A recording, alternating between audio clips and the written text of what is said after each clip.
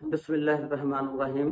अस्सलामु अलैकुम व रहमतुल्लाहि व बरकातुहू। की हाल चाल है जी? ठीक ठाक हो? उम्मीद है अल्लाह ताला दे हुक्म दे नाल इंशाअल्लाह ਤੁਸੀਂ ਸਾਰੇ ਠੀਕ ਠਾਕ ਹੋਗੇ। ਅੱਲਾਹ ਤਾਲਾ ਸਭ ਤੇ ਰਹਿਮਤਾਂ ਫਰਮਾਏ। ਅੱਲਾਹ ਤਾਲਾ ਸਭ ਨੂੰ ਆਪਣੇ ਹਿਫਜ਼ੋ ਈਮਾਨ ਦੇ ਵਿੱਚ ਰੱਖੇ।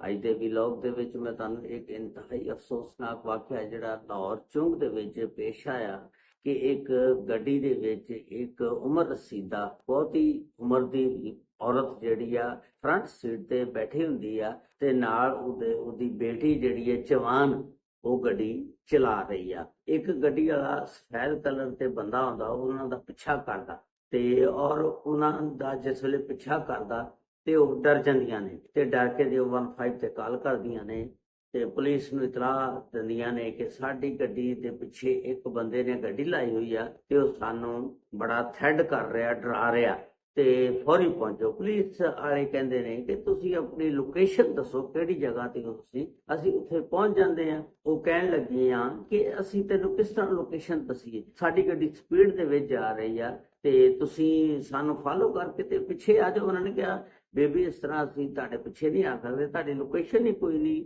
ਅਸੀਂ ਕਿਸ ਤਰ੍ਹਾਂ ਤੁਹਾਡਾ ਪਿੱਛਾ ਕਰ ਸਕਦੇ ਹਾਂ।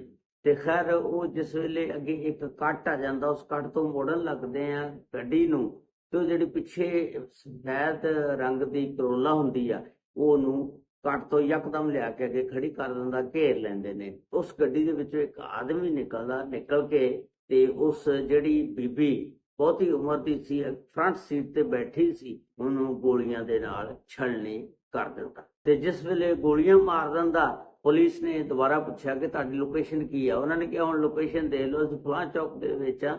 ਤੇ ਉਹ ਜਿਹੜਾ ਬੰਦਾ ਥ੍ਰੈਡ ਕਰ ਰਿਹਾ ਸੀ, ਪਿੱਛਾ ਕਰ ਰਿਹਾ ਸੀ, ਨੇ ਗੋਲੀਆਂ ਮਾਰ ਦਿੱਤੀਆਂ ਮੇਰੀ ਮਾਂ ਨੂੰ। ਤੇ ਉਹ ਜਿਹੜੀ ਲੜਕੀ ਡਰਾਈਵ ਕਰਦੀ ਸੀ ਗੱਲਾਂ ਸਾਰੀਆਂ ਨੇ 15 ਤੇ ਪੁਲਿਸ ਨੂੰ ਦੱਸੀਆਂ। ਪੁਲਿਸ ਮੌਕੇ ਤੇ ਪਹੁੰਚ ਜਾਂਦੀ ਆ ਔਰ ਉਸ ਦੀ ਲਾਸ਼ ਨੂੰ ਚੁੱਕਦੀ ਆ ਪੋਸਟਮਾਰਟਮ ਵਾਸਤੇ ਹਸਪਤਾਲ ਲੈ ਜਾਂਦੀ ਆ। ਉਸ ਤੋਂ ਬਾਅਦ ਫਿਰ ਪੁਲਿਸ ਆਪਣੀ ਤਹਿਕੀਕਾਤ ਦਾ ਆਗਾਜ਼ ਕਰਦੀ ਆ। ਇਸ ਵਾਕਿਏ ਦੀ ਮੁਕੰਮਲ ਤਫਸੀਲਾਤ ਕਿ ਇਹ ਕਿੱਦਾਂ ਵਾਕਿਆ ਪੇਸ਼ ਆਇਆ, ਕਿਉਂ ਆਇਆ, ਕਿਹੜੀ ਦੁਸ਼ਮਣੀ ਸੀ, ਕਿਹੜੀ ਵਜ੍ਹਾ ਸੀ ਜਿਹਦੀ ਵਜ੍ਹਾ ਨਾਲ ਇਹ ਵਾਕਿਆ ਪੇਸ਼ ਆਇਆ। ਇਹ ਵਾਕਿਆ ਇਸ ਤਰ੍ਹਾਂ ਕਿ ਲਾਹੌਰ ਚੌਂਕ ਦੇ ਵਿੱਚ ਇੱਕ ਫੈਮਿਲੀ ਦੀ ਸਰਬਰਾਹ ਔਰਤ ਰਹਿੰਦੀ ਹੈ ਜਿਸ ਦਾ ਨਾਮ ਹੁੰਦਾ ਨੁਸਰਤ ਨਿਸਾ। ਨੁਸਰਤ ਜਿਹੜੀ ਆ ਉਹਦੀਆਂ ਦੋ ਬੇਟੀਆਂ ਨੇ, ਇੱਕ ਦਾ ਨਾਮ ਸਹਿਰ ਸ਼ਾਹ ਔਰ ਇੱਕ ਦਾ ਨਾਮ ਆਇਸ਼ਾ ਆ। ਇਹਦਾ ਸ਼ੌਹਰ ਜਿਹੜਾ ਫੌਤ ਹੋ ਗਿਆ ਸੀ ਔਰ ਹੁਣ ਇਹਨੇ ਆਪਣੀਆਂ ਬੇਟੀਆਂ ਦੀ ਪਰਵਰਿਸ਼ ਤਰਬੀਅਤ ਕਰਨੀ ਸੀ ਤੇ ਜ਼ਾਹਰ ਆ ਜਿਸ ਵੇਲੇ ਸ਼ੌਹਰ ਫੌਤ ਹੋ ਜਾਏ ਬੇਵਾ ਔਰਤ ਨੂੰ ਜ਼ਿੰਦਗੀ ਗੁਜ਼ਾਰਨਾ ਬੜਾ ਮੁਸ਼ਕਲ ਹੋ ਜਾਂਦਾ ਤੇ ਇਹਦੇ ਤਾਲੁਕਾਤ ਇੱਕ ਆਦਮੀ ਦੇ ਨਾਲ ਹੋ ਜਾਂਦੇ ਨੇ। ਉਸ ਆਦਮੀ ਦਾ ਨਾਮ ਹੁੰਦਾ ਇਮਤਿਆਜ਼ ਮਲਕ। ਤਲਕ ਬਣਾ ਲੈਂਦੀ ਆ, ਪੈਦਾ ਕਰ ਲੈਂਦੀ ਆ ਤੇ ਇਹਨੂੰ ਬਾਅਦ ਵਿੱਚ ਪਤਾ ਲੱਗਦਾ ਕਿ ਇਮਤਿਆਜ਼ ਮਲਕ ਜਿਹੜਾ ਇੱਕ ਕ੍ਰਿਮੀਨਲ ਬੰਦਾ ਹੈ, ਕਰਪਟ ਆ ਤੇ ਬੜਾ ਖਤਰਨਾਕ ਆ। ਤੇ ਇਹ ਦਿਲ ਦੇ ਵਿੱਚ ਸੋਚਦੀ ਆ, ਡਰ ਗਈ ਕਿ ਹੁਣ ਮੈਨੂੰ ਹੌਲੀ ਹੌਲੀ ਪਿੱਛੇ ਹੋ ਜਾਣਾ ਚਾਹੀਦਾ, ਇਹ ਬੰਦਾ ਜਿਹੜਾ ਨਾ ਬੜਾ ਗਲਤ ਆ। ਤੇ ਇਹ ਇਮਤਿਆਜ਼ ਮਲਕ ਨੂੰ ਵੇਖਦਿਆਂ ਹੋਇਆ, ਉਹਦੇ ਕਰੈਕਟਰ ਨੂੰ ਵੇਖਦਿਆਂ ਹੋਇਆ ਇਹ ਜਿਹੜੀ ਨੁਸਰਤ ਆ ਨਾ ਥੋੜਾ ਪਿੱਛੇ ਹੁੰਦੀ ਗਈ। ਇਹਨੇ ਕਿਹਾ ਕਿ ਇਹਨੂੰ ਪਤਾ ਵੀ ਨਾ ਲੱਗੇ ਔਰ ਮੈਂ ਪਿੱਛੇ ਹੋ ਜਾ। ਜਿਸ ਵੇਲੇ ਇਹ ਪਿੱਛੇ ਹੋਣ ਲੱਗ ਪਈ ਹੈ ਇਮਤਿਆਜ਼ ਨੂੰ ਵੀ ਪਤਾ ਲੱਗ ਜਾਂਦਾ ਕਿ ਇਹ ਹੁਣ ਮੇਰੇ ਤੋਂ ਕੰਨੀ ਕਤਰਾਉਣ ਲੱਗ ਪਈ ਹੈ ਥੋੜੀ। ਇਮਤਿਆਜ਼ ਕਹਿੰਦਾ ਕਿ ਹੁਣ ਆਪਾਂ ਇਸ ਤਰ੍ਹਾਂ ਕਰ ਲਈਏ ਕਿ ਸ਼ਾਦੀ ਕਰ ਲਈਏ ਤੇ ਇਕੱਠਿਆਂ ਜ਼ਿੰਦਗੀ ਗੁਜ਼ਾਰੀਏ। ਇਹ ਡਰ ਜਾਂਦੀ ਆ ਨੁਸਰਤ। ਇਹ ਕਹਿੰਦੀ ਆ ਕਿ ਮੈਂ ਨਾ ਪੁੱਛ ਕੇ ਆਪਣੇ ਖਾਨਦਾਨ ਨੂੰ, ਤੁਹਾਨੂੰ ਪਤਾ 2 ਬੱਚੀਆਂ ਨੇ ਮੇਰੀਆਂ ਤੇ ਮੈਂ ਉਹਨਾਂ ਦੀ ਤਰਬੀਅਤ ਕਰ ਰਹੀ ਹਾਂ ਤੇ ਮੈਂ ਪੁੱਛ ਕੇ ਖਾਨਦਾਨ ਵਾਲਿਆਂ ਕੋਲੋਂ ਫਿਰ ਤੈਨੂੰ ਦੱਸਾਂਗੀ। ਤੇ ਦੂਸਰੀ ਦਫਾ ਫਿਰ ਉਹਨੇ ਇਮਤਿਆਜ਼ ਮਲਕ ਨੇ ਪੁੱਛਿਆ ਨੁਸਰਤ ਨੂੰ, ਆ ਵੀ ਤੂੰ ਮੇਰੇ ਨਾਲ ਸ਼ਾਦੀ ਕਰਨੀ ਹੈ ਜਾਂ ਨਹੀਂ। ਉਹਨੇ ਨਾ ਸ਼ਾਦੀ ਤੋਂ ਇਨਕਾਰ ਕਰ ਦਿੱਤਾ ਇਮਤਿਆਜ਼ ਮਲਕ ਨੇ, ਨੁਸਰਤ ਨੇ। ਉਹਨੇ ਕਿਹਾ ਮੈਂ ਨਹੀਂ ਹੁਣ ਸ਼ਾਦੀ ਕਰ ਸਕਦੀ ਕਿਉਂਕਿ ਮੇਰੇ ਖਾਨਦਾਨ ਨਹੀਂ ਮੰਨਦੇ। ਉਹ ਕਹਿੰਦੇ ਨੇ ਤੇਰੀਆਂ ਬੱਚੀਆਂ ਛੋਟੀਆਂ ਨੇ, ਤੂੰ ਸ਼ਾਦੀ ਇਸ ਉਮਰੇ ਕਰੇਂਗੀ, ਬੱਚੀਆਂ ਜਿਹੜੀਆਂ ਤੇਰੀਆਂ ਰੁੱਲ ਜਾਣਗੀਆਂ। ਤੇ ਖੈਰ ਜਦੋਂ ਇਮਤਿਆਜ਼ ਮਲਕ ਨੂੰ ਇਹ ਸਾਰੀਆਂ ਗੱਲਾਂ ਦੱਸੀਆਂ ਗਈਆਂ, ਇਮਤਿਆਜ਼ ਮਲਕ ਜਿਹੜਾ ਬਹੁਤ ਗੁੱਸੇ 'ਚ ਆ ਗਿਆ। ਉਹਨੇ ਕਿਹਾ ਕਿ ਮੈਂ ਤੇਰੀਆਂ ਬੱਚੀਆਂ ਨੂੰ ਜਿਹੜਾ ਨਾ ਦੋਨਾਂ ਨੂੰ ਮਾਰ ਦੇਣਾ ਜਿਹੜੀਆਂ ਰੁਕਾਵਟ ਬਣਦੀਆਂ ਨੇ ਨਿਕਾਹ ਦੇ ਵਿੱਚ। ਇਹ ਡਰ ਗਈ।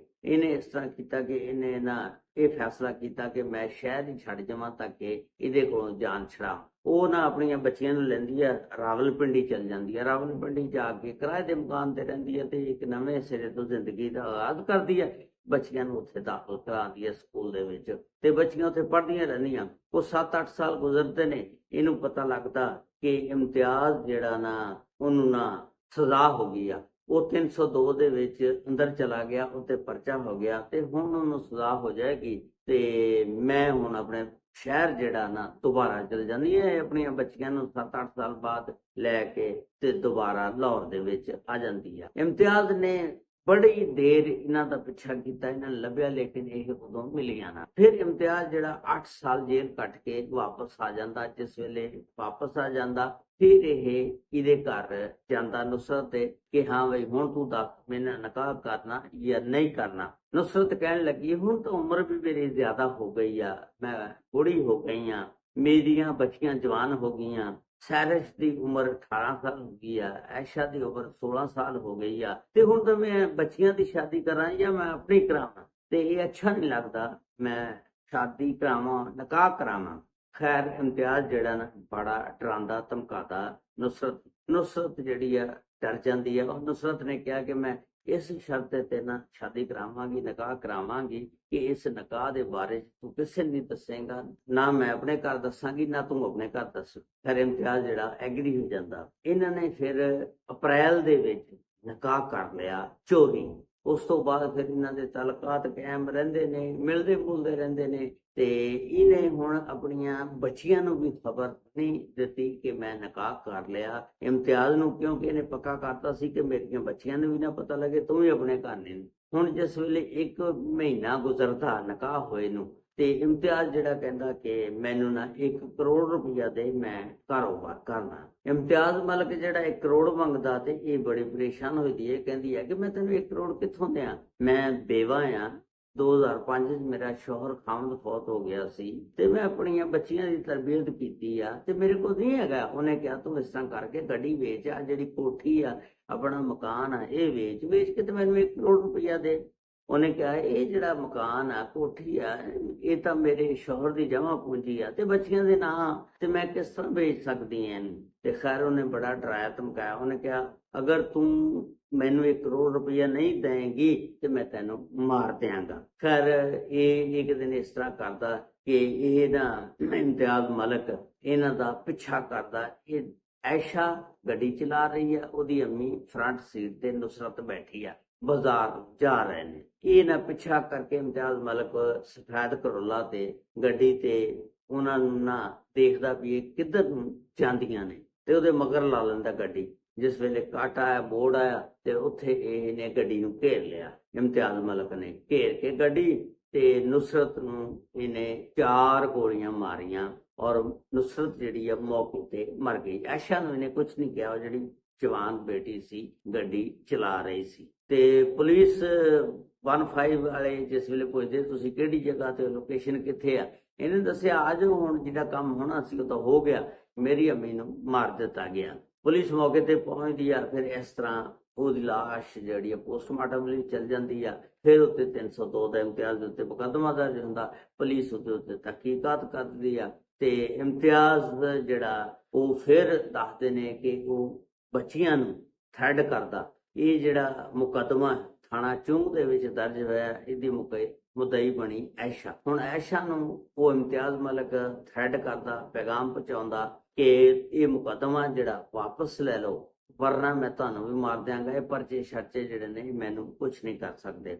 ਇਸ ਤਰ੍ਹਾਂ ਉਹਨਾਂ ਦੀ ਜਵਾਨ ਬੱਚੀਆਂ ਦੀ ਜ਼ਿੰਦਗੀ ਹਜੇ ਜਿਹੜੀ ਹਾਰਡ ਨਜ਼ਰ ਆਉਂਦੀ ਆ, ਗੁਜ਼ਾਰਨੀ ਆ ਉਹਨਾਂ ਦੇ ਨਾਲ, ਵਿਚਾਰੀਆਂ ਦੇ ਨਾਲ ਕੀ ਬਣੇਗਾ। ਵਾਲਦ 2005 ਚ ਫੌਤ ਹੋ ਗਿਆ ਸੀ, ਅੰਮੀ ਨੂੰ ਉਹ ਇਮਤਿਆਜ਼ ਮਲਕ ਨੇ ਮਾਰ ਦਿੱਤਾ। 10 ਜੂਨ ਨੂੰ ਸ਼ਾਮ 5:15 ਵਜੇ ਦਾ ਇਹ ਵਾਕਿਆ, ਜਦੋਂ ਇਮਤਿਆਜ਼ ਮਲਕ ਨੇ ਉਹਨੂੰ 4 ਗੋਲੀਆਂ ਮਾਰ ਕੇ ਤੇ ਮਾਰ ਦਿੱਤਾ। ਹੁਣ ਇਹ ਮੁਕੱਦਮਾ ਚੱਲੇਗਾ, ਤਹਿਕੀਕਾਤ ਹੋਣਗੀਆਂ, ਅੱਲਾ ਹੀ ਬਿਹਤਰ ਜਾਣਦਾ ਕੀ ਬਣਦਾ ਇਸ ਕੇਸ ਦਾ। ਅੱਲਾਹ ਤਾਲਾ ਸਭ ਤੇ ਰਹਿਮਤ ਫਰਮਾਏ, ਅੱਲਾਹ ਤਾਲਾ ਸਭ ਨੂੰ ਆਪਣੇ ਹਿਫਜ਼ੋ-मान ਚ ਰੱਖੇ।